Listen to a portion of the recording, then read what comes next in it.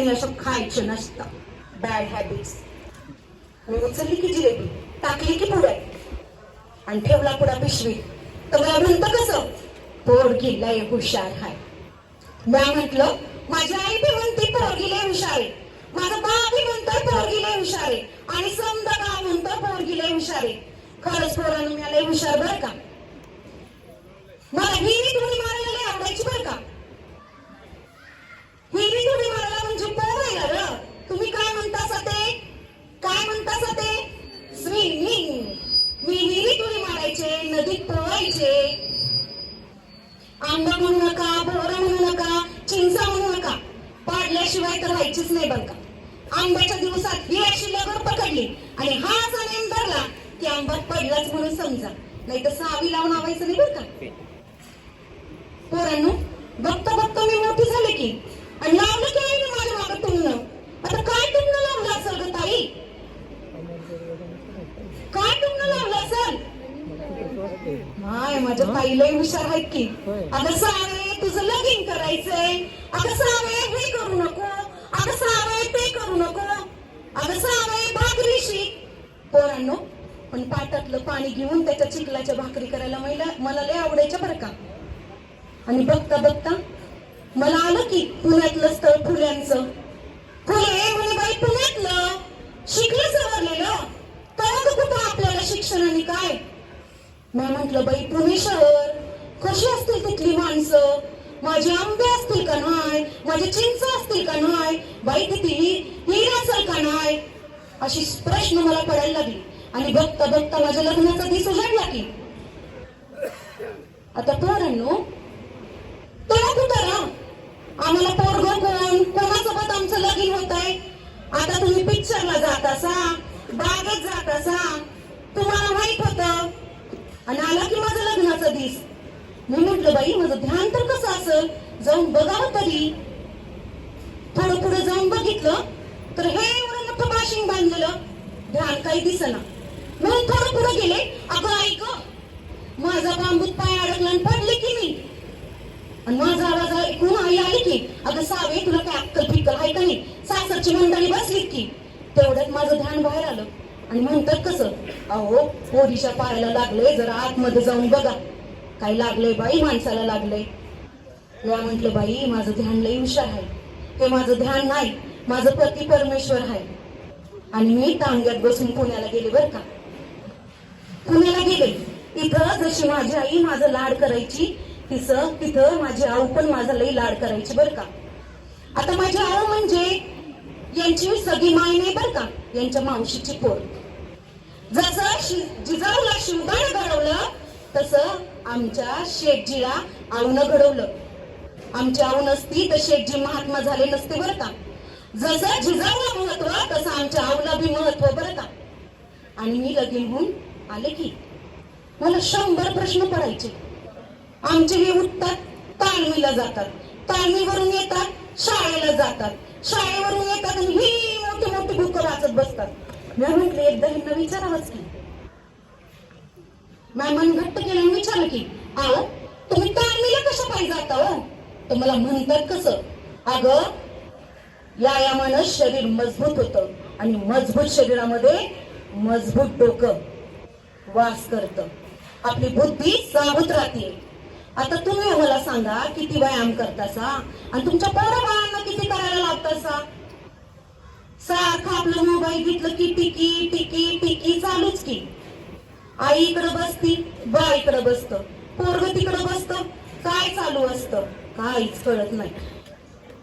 शेठजीला म्हटलं शेठजी bye bye bye bye या पुस्तकावर किती एवढी धूळ. मला म्हणतात कसं, अगं वर जरी धूळ असली तर आतमध्ये ज्ञान आहे. म्हणलं बाई हे आमचे शिवाजी महाराज की. मला म्हणतात कसं, अगं यांनीच तर आपल्याला स्वातंत्र्य म्हणजे काय हे शिकवलं आणि आज आपण स्वतंत्र भारताचे स्वतंत्र नागरिक आहोत. मी म्हणतो शेठजी बाई हा गोरा कोण. शेठजी मला म्हणतात अगं हा पेन आहे. माणसाने माणसाशी कसं वागावं, माणसाने बाई माणसाशी कसं वागावं हे जे आपल्याला शिकवलं ते आपल्या पेननी शिकवलं बरं का. मी म्हटलं शेठजी तुम्ही तर लई हुशार आहे हो, तुम्हाला लई कळतं. तुम्हाला म्हणतात कसं, अगं सावे त्याच्यासाठी पुस्तकं वाचावी लागतात. जगाची जर दारं उघडी करायची असेल, ज्ञानाची दारं जर उघडी करायची असेल तर पुस्तकं वाचावी लागतील बरं का. आणि आपली पोरं आपण किती पुस्तकं वाचतो याचा विचार आपण केला पाहिजे. एक दिवस शेटजी आम्ही की आलेला म्हणून आणि मला म्हणतात कसं, सावे इकडे ये, हात पुढं कर. मी म्हटलं बाई शेटजी काय झालं हो? बामन दोस्ताच्या लग्नात यांचा अपमान झाला होता आणि शेटजींना राग आला होता. शेटजींनी माझ्या हातात पाटी दिली. मी पाटीत फटदिशी खाली टाकली. म्हटलं अहो बाई चांडाळी होती या. बाई शिकली तर बाईचा नवरा मरते या. अगं सावे काही पण बोलू नको. शेटजीने माझ्या हातात पाटी दिली. माझे हात थरथरायला लागले. शेटजीने थरथरणाऱ्या हाताला हात दिला आणि माझे थरथरणारे हात कधीच थरथरले नाही बघा. मी पहिला शब्द शिकले तो शेटजी. शेटजींची साऊ शिकली, लिहायला शिकली, वाचायला शिकली, शेटजींसारखा मोठा विचार करायला शिकली. बाई शिकती म्हणून लोक कपाळावर वाटा पाडत होती, मागणं काय बाय बोलत होते. शेटजी म्हटले, सावे आपल्याला जर पोरींना शहाणं करायचं असेल, बहुजनांना जर न्याय मिळून जायचं असेल तर मुलींसाठी शाळा काढावी लागेल. मी म्हटलं अहो शेटजी इथं इंग्रजांनी एवढ्या शाळा काढल्या त्या चालल्या नाही आणि आपण काढल्या तर चालत कशा? शेटजी म्हणजे माझे महामेरू ढळणार कसं? शेटजींनी शाळा काढली. तो सोन्याचा दिस उघडला. पुण्यात भिडेच्या वाड्यामध्ये मुलीसाठी पहिली शाळा काढली. हाहाकार उडाला. सगळ्या पुण्यात बातमी पसरली. आनंद झाला. सगळीकडे वार्ता पुण्यात पसरली. पण शेटजी आली की उदास चेहरा घेऊन. मी म्हटलं काय झालं? अगं पंतोजी गेला. म्हटलं बाई पंतोजी गेला? अगं शाळा सोडून गेला. म्हटलं कसं हो? अगं त्याला माराचा बडगा दाखवला पण पंतोजी घाबरला नाही.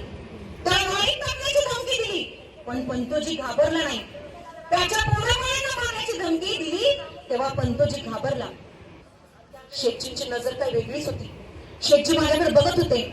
मी म्हटलं शेटजी असं काय माझ्याकडे बघता? शेटजी म्हटले सावे तुला पोरींना शिकवावं लागेल. मी म्हटलं बाई त्या काळात कोणती भाजी करायचं हे आपल्या हातात होतं का? चूल आणि मूल एवढ्याच गोष्टी आपल्या हातात होत्या आणि मी उंबरट्याच्या बाहेर पडायचं आणि पोरींना शाळेत शिकवायला जायचं. शेटजी म्हटले घाबरू नको, मी आहे ना तुझ्या पाठीशी. मी मन घट्ट केलं कारण माझे पती परमेश्वर माझ्या पाठीशी होते. त्यांचा शब्द मी देवासारखा मानला. मी टाकलं पहिलं पाऊल उंबरट्याच्या बाहेर. तेव्हा लोक मागणं काय काय बोलत होती.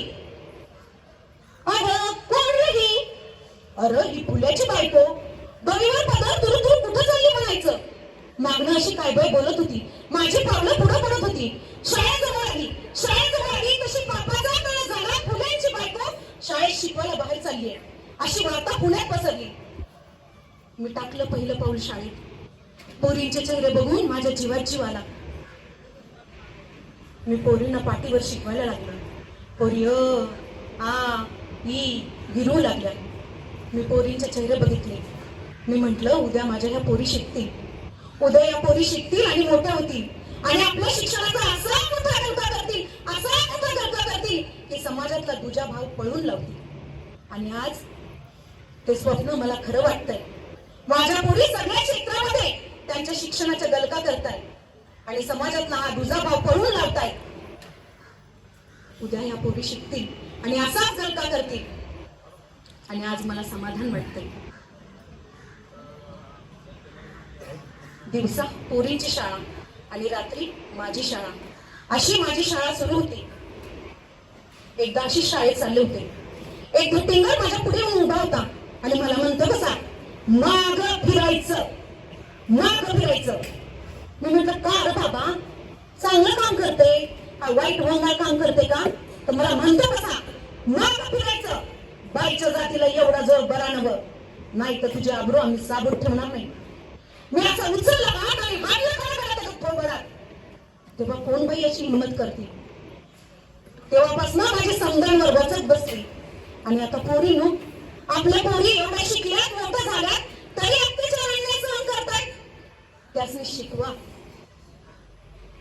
स्वतःचं रक्षण कसं करायचं अन्यायाविरुद्ध कसं लढायचं याच्यासाठी आपल्याला काहीतरी केलं पाहिजे. आणि तेव्हापासून माझी समद्यांवर वचक बसली. तुम्हाला सांगू, शाळेत जाताना लोक माझ्या अंगावर खरकट पाणी टाकायची, चिखल फेकायची, शेणाची गोळे मारायची, दगड मारायची. एक दिवस खटदिशी असा दगड माझ्या कपाळाला लागला आणि रक्ताची चिळकांडी उडाली. मी म्हंटल, पुढे जाणाऱ्या बाईला असंच अडवलं जातं. पण हे वादळ थांबणार नव्हतं, कारण शेतीचं वादळ कधीच नव्हतं पुढे गेलं होतं. अशी दोन वादळ एकत्र झाली की उलटा पालट व्हायचीच की. मी कुणाला बदत नव्हते आणि आमच्या शेती तर कुणाला बदणार होते. त्याच्यातच आमच्या मामांजींना धमकी देत होते. अरे बाया, तुझं ते देवता पोरग शाळा काढतंय आणि ती 7वी शिकवायला जाते का रे? अरे सिंचन, उद्या खालच्या जातीची पोरं शिकली आणि अंमलदार झाली तर आम्ही काय धोपटे घेऊन फिरायच्या का रे? का मुजरे घालायचे त्यांना? सिंचन, तुमची थोडं बंद करा, नाही तर तुम्हाला आम्ही वाईट टाकू. यातच मी वांजोटी म्हणून ही वार्ता सगळीकडे पसरली. अडलेल्या नडलेल्या बायका यांचे बाळणपण करायचं शेटजींनी ठरवलं. शेटजींनी मला म्हटलं की सावे, यांच्यासाठी आपल्याला काहीतरी करावं लागेल. एकदा शेजारच्या गावामध्ये एक माणूस गेला आणि त्याच्या चितेवर एका पोरीला जाळण्यात आलं. शेटजी म्हटले, सावे, या पोरींसाठी सुद्धा काहीतरी करावं लागेल. तुम्हाला सांगते, 40-50 वर्षाच्या माणसासोबत 7-8 वर्षाच्या पोरीचं लग्न लावलं जायचं आणि जेव्हा तो चितेवर जायचा तेव्हा त्या पोरीला त्या चितेत टाकून दिलं जायचं आणि पोरीचा आवाज येऊ नये म्हणून वाजंत्री वाजवली जायची. पोरगी ओरडायची, मला जगायचं आहे, मला पोरतंय हो, मला पोरतंय, मला जगायचं आहे. पण तिला जगायची हिंमत नव्हती. अशा पोरींसाठी शेठजींनी काम करायचं ठरवलं. आणि जेव्हा शेठजी म्हणाले, सावे, आपल्याला पोर नाही तर हीच आपली पोरं बाळ आहेत आणि हाच वसा आणि वारसा आपण जपायचाही आहे. आणि आज माझ्या सगळ्या सावित्री माई हा वसा आणि वारसा जपत आहेत. की शिक्षणाची ज्ञानगंगा आपल्या संस्कारातून घरोघरी पोहोचवत आहेत.